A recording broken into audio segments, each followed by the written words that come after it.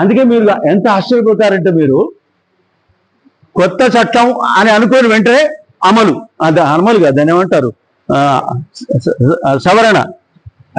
మొట్టమొదటి చట్టానికే సవరణ చేస్తారండి. చట్టానికి రానేలేదు, సవరణ చేసేస్తుంది.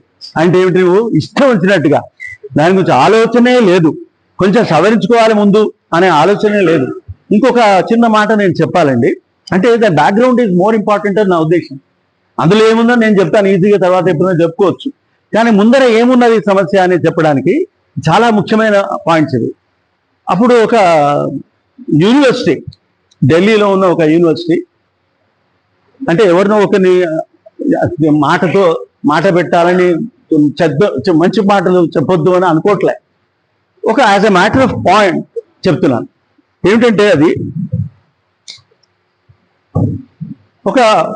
ఒక ప్రొఫెసర్లతో కూడిన ఒక కమిటీ కనీసం ఆలోచించకుండా ఈ 3 చట్టాలు తీసుకొచ్చి పెట్టారు. అయితే ఇంకో రహస్యం ఏంటంటే, ఇందులో ఈ చట్టాలు అందరూ చదవకూడదు, ముందే చదవకూడదు అని రాసుకున్నారండి. ఎంత అన్యాయం అండి. మేము రైట్ టు ఇన్ఫర్మేషన్ నేను అంటూ ఉంటాను, ఇన్ఫర్మేషన్ ఇవ్వద్దు అని ఆయన లోపల మా నిర్ణయాలు తీసుకుంటూ ఉంటే ఎంత కష్టం అవుతుందండి ఇట్లా చేస్తే. అది కనుక రైట్ టు ఇన్ఫర్మేషన్ అబౌట్ చట్టాలు లేవు. అది పరిస్థితి అండి. మొట్టమొదట మనం ఆలోచించాల్సింది అది.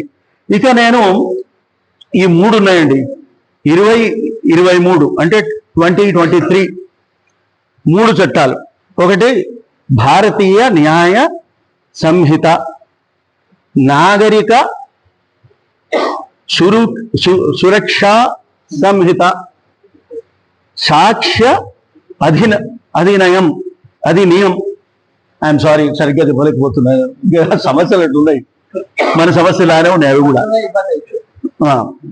మీకు ఇంకోటి తెలుసా, మీకు మన చట్టంలో, మన రాజ్యాంగంలో constitution of India that is Bharat అని ఉంది. That is India for Bharat and that is Bharat అన్నాడు. అంటే ఇంకేం సమస్య అండి మీకు? భారత అందులో ఉంది కదా, మళ్ళీ నీకు ఇంకో 3 చట్టాలకి భారత అన్నట్టు, భారత పార్టీ, భారతీయ పార్టీ అన్నట్టుగా ఉండాలా? ఎందుకైనా అది భారత్ అని, భారతే కదా అది, కాదని ఎవరు అంటున్నారు? భారతే కదా. రాజ్యాంగాన్ని మార్చకుండానే అందులో భారత్ ఉన్నప్పటికీ కూడా, భారతీయత కూడా ఉన్నప్పటికీ కూడా, కొత్త భారత్ అనే పేరుతో పాత చట్టాలనే దాదాపుగా తీసుకొచ్చి కొత్త భయంకరమైన చట్టాలు దాంట్లో యాడ్ చేశారు. అది సమస్య. అంటే 2 పార్ట్స్. ఒక ఉదాహరణ చెప్తాం మీకు. ఇప్పుడు మీకు సాక్ష్య చట్టం ఉంది. సాక్ష్య చట్టం 1872 అండి. I'm right sir? 1872 అండి. ఇంకో తెలుసా, చాలా గొప్ప చట్టం అది. నేను అది ఆంగ్లేయులు ఇచ్చారా, మనం రాశారా, ఈ గొడవలోకి నేను చూసుకోలేదు. దాని మీద మీకు ఒక పెద్ద దాని మీద లెక్చర్ ఇవ్వగలుగుతా దాని మీద, కానీ వద్దు. ఇప్పుడు ఎందుకు చెప్తున్నానంటే, ఆ చట్టాన్ని ఇంతవరకు వాళ్ళు మార్చలేదు, ఇప్పుడు కూడా మార్చలేదు. నెంబర్ మాత్రం 2023 అని పెట్టారు. అంతే కదా బాస్? అంతే. 2020 మా ప్రొఫెసర్ గారు దీన్ని కన్ఫర్మ్ చెప్తున్నారు, మాకు కొంచెం సంతోషం. 2023 పేరుతో సాక్ష్యం పాతదే, సాక్ష్య చట్టం పాతదే. నేను ఒక పెద్ద మనిషి గురించి నేను మాట్లాడాలి. ఆయన బిపి సారథి అని ప్రొఫెసర్. ఆయన ఇదివరకు పెద్ద అడ్వకేట్. ఆయన ఢిల్లీలో అడ్వకేట్గా పనిచేశాడు. ఇక్కడికి హైదరాబాద్ వచ్చినాడు. హైదరాబాద్ వచ్చిన తర్వాత బిపి సారథి అని ఎట్ ది ఏజ్ ఆఫ్ 90. విశేషం ఏంటంటే, మొన్న నేను మాట్లాడుకున్నప్పుడు నాకు తెలియదు ఎమ్మెల్సీ అవుతారని నాకు తెలియదు. అయితే నేను అనుకున్నా ఇంకా ఎమ్మెల్సీ అయిన తర్వాత మళ్ళీ మీటింగ్ పెడతారో లేదో అని కొంచెం అనుమానం ఉండే నాకు. కానీ సారు అట్లా కాకుండా మాకు మళ్ళీ ఆయనని అభినందించే అవకాశం కూడా నాకు ఇచ్చారు. ఒక చాలా ప్రధానమైన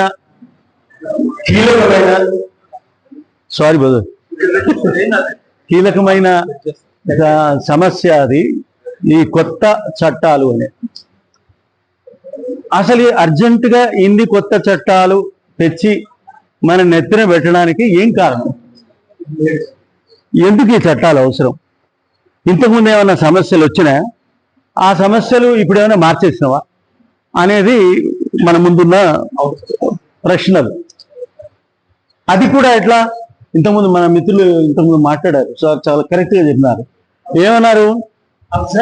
అఫ్జల్ గారు చాలా బాగా చెప్పారు. ఏమన్నారు? అసలు చర్చ చేశారా మీరు అంటున్నాడు. 100% కరెక్ట్ క్వశ్చన్ అది. ఎప్పుడు వచ్చింది? చివరికి ఆ చట్టాలు అందరూ ఒప్పుకోవడానికి ముందు అందరూ పంపించేశారు. ఇక్కడి నుంచి పార్లమెంట్ నుంచి పంపించేశారు, ఇంటి నుంచి పంపించి ఏదో కేసు మీద ఏదో దాని మీద ఆయన పంపించేసి ఒక కావాలని ఆయన రావద్దని, వాళ్ళు రావద్దని, మాట్లాడొద్దని, వినేవాళ్ళు కూడా ఎవరు ఉండరని, తనకు కావాల్సిన చట్టాలు తెచ్చుకోవడం కోసం వాళ్ళు ప్రయత్నం చేసినట్టు కనపడుతూనే ఉన్నారు, అందరికి కనపడుతున్నారు. అది నాకు చాలా భయంకరమైన వ్యవహారం అని నాకు అనిపిస్తుంది. ఇది కరెక్ట్ కాదు. అది ఇంకొక తీవ్రమైన సమస్య ఏంటంటే, ఎలక్షన్స్కి ముందు 3 చట్టాలు తీసుకొచ్చారు. ఎలక్షన్స్కి ముందు చూడండి, ఎంత గొప్ప ప్రశ్న అది. ఎంత ఏమంటే ఛాలెంజ్ అనమాట, ఒక పెద్ద ఛాలెంజ్. ఆయన మనం గెలుస్తాం, ఓడిపోతే ఎట్లా అనే భయమే లేదు ఎవరికి. లేకపోగా ఏమనుకుంటున్నాడు, చూద్దాం ఏమవుతుందో చూద్దాం అని.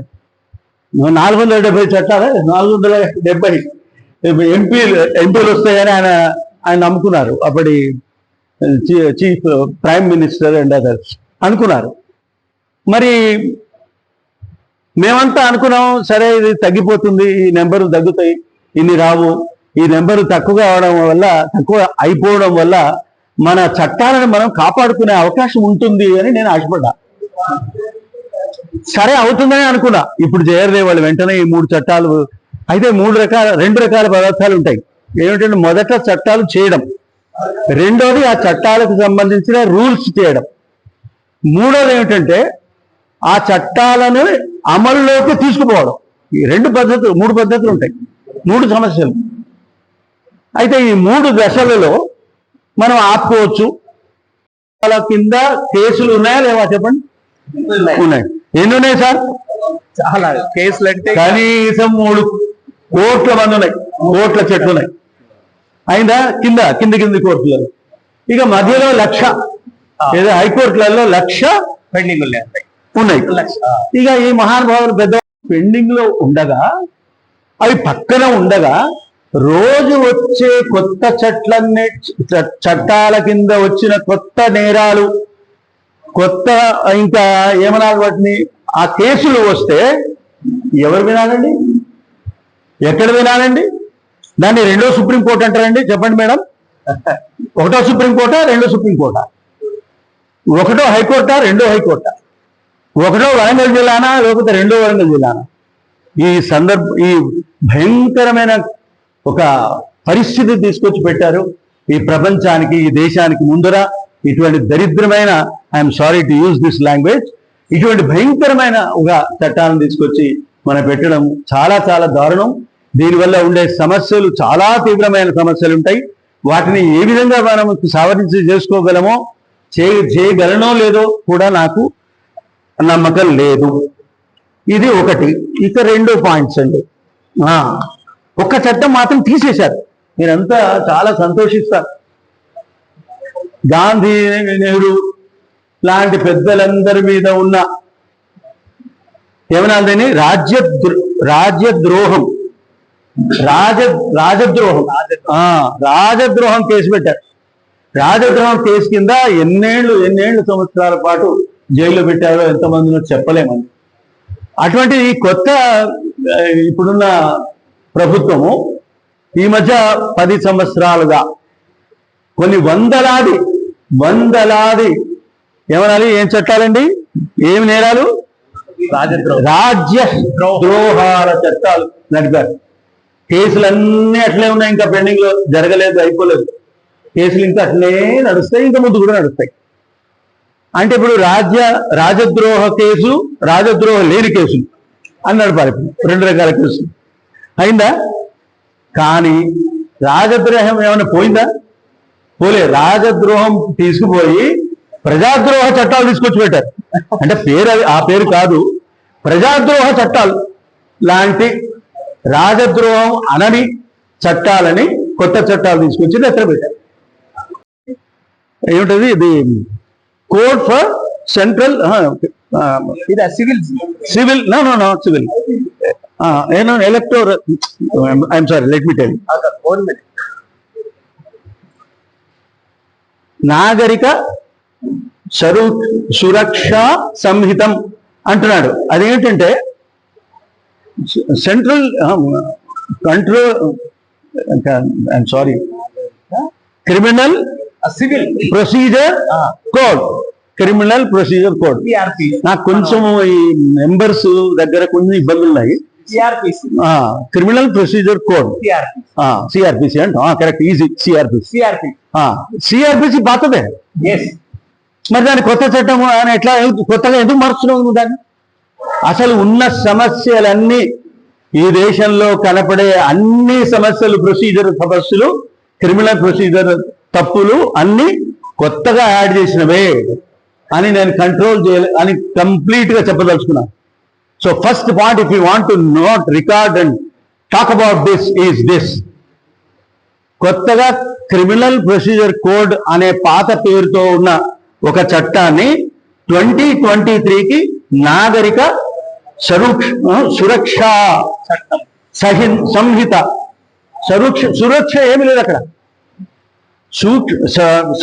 అంటే సురక్షణ లేదు, భయంకరంగా ఉంది. భక్షణే అట్లా ఎందుకున్నాయి మనం తర్వాత మాట్లాడదాం. ఈలోగా మూడో చట్టం గురించి మాట్లాడాలి. ఎందుకంటే 3 చట్టాలు అని సార్ చెప్పి 3 చట్టాలు చెప్పమన్నారు.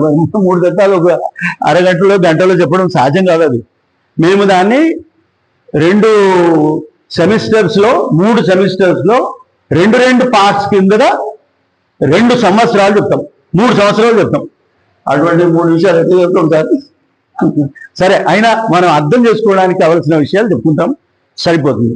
ఇంకా ఐపీసీ అండి. ఐపీసీ చట్టం నిజంగా 1860 ఏంటండి, 1860 ఎంత పాతదండి. అది గొప్పదే, పాతది అని నేను దాంట్లో బోదలుచుకోలేదు. మీరు ఏమైనా చెప్పుకోవచ్చు, ఏదైనా డిస్కస్ చేయండి, దాని గురించి నాకేం ప్రాబ్లం లేదు. అయితే మీరు 96% of IPC is the same. Please note that also. అంటే 95% పాత ఐపీసీని, దాని పేరండి, ఇప్పుడు కొత్త పేరు ఏంటండి, దాని పేరు భారతీయ న్యాయ సంహిత. ఇది ఎందుకు వస్తుంది?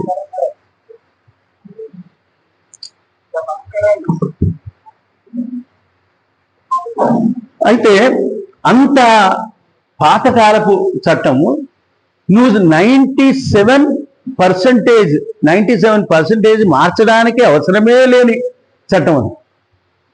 నేను ఈ ఆంగ్లేయుల చట్టాలు చెత్త చట్టాలు అని నేను అట్లా మాట్లాడదలుచుకోలేదు నేను. ఎందుకంటే నాకు తెలుసు దాని వాల్యూ. ఎందుకంటే ఈ అతని పేరు మనకి చట్టాలు చేశాడు ఐపీసీ, మెకాలే. ఆయన ఈలాగా 2 రోజుల్లో చేయలే చట్టం. ఏది ఒక రాత్రి తీసుకొని మళ్ళీ మర్నాడు ఇంకో సంతకం చేసి 3 రోజులు రూల్స్ అని అప్ చేసేసి ఇంకో సంవత్సరం ఏమిటి జూలై 1, 0000 మేము ఇచ్చేస్తామని అట్లా చేయలేదు ఆయన.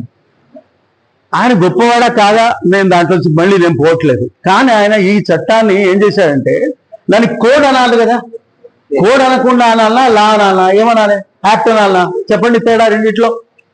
ఏంటంటే గొడవ ఏమిటంటే, ఇదివరకు ఆంగ్లేయులు ఒక్కొక్క సెక్షన్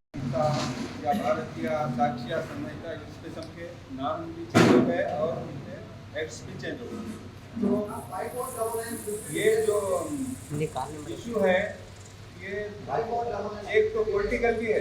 पॉलिटिकल इसलिए है कि ये जो एक्ट से लास्ट पास हुए, उसके बाद 146 एमपीज को सस्पेंड करके अपने मनमानी वो लोग पास किए हैं। इसका चर्चा भी नहीं हुआ, पार्लियामेंट में चर्चा नहीं हुआ, इसका डिस्कशन नहीं हुआ। बगैर डिस्कशन के एक ही उसमें जितने भी लोग अगर अपोज करें या उस पर चर्चा करने का डिमांड करें वो पूरे सस्पेंड। तो ये एक तरह से इंडिया अलायंस और जो भी पॉलिटिकल पार्टीज है, सेकुलर डेमोक्रेसी पे यकीन रखने वाले, उन पार्टियों को रद्द करते हुए, उनको सस्पेंड करते हुए ये लॉस बनाए गए। तो अभी ये इशू कुछ लोग सोशल या वो समझ, सोशल के साथ साथ पॉलिटिकल ज़्यादा ही है। इसलिए 146 MPs को तो मामूली बात नहीं है पार्लियामेंट में। तो हम अभी इसके ऊपर डिस्कस करना है। इस लास्ट ये लास्ट जो बने हैं क्रिमिनल लास्ट, इसमें डिस्कशन की जरूरत है। और हो सकता है इंडिया अलायंस आने के बाद हमारे अभी एक्सपर्ट्स हैं यहाँ पे, प्रोफेसर, वो लोग आपको बताएंगे कि ये चलेंगे आगे या नहीं चलेंगे, या चले तो फिर इसमें अमाइंड होगा क्या, इस बारे में आपको जानकारी देंगे। तो मैं ज़्यादा टाइम लिए बगैर इस प्रोग्राम को आगे चलाने की बात करता हूँ।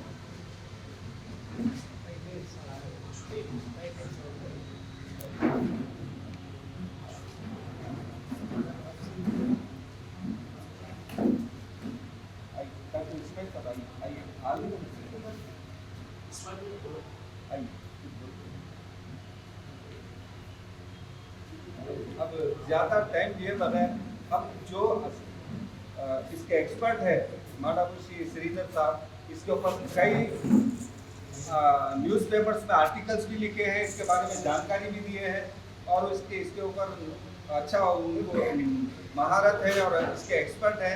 ये आपसे बात करेंगे, इसके बारे में जानकारी देंगे कि फ्यूचर में भी इस लाभ से जनता को फायदा है या लॉस है, नुकसान है, क्या है, उसके बारे में आपको जानकारी देंगे। मैं जनाब श्रीधर सर से अर्ज करता हूँ जो मुखातिब करें।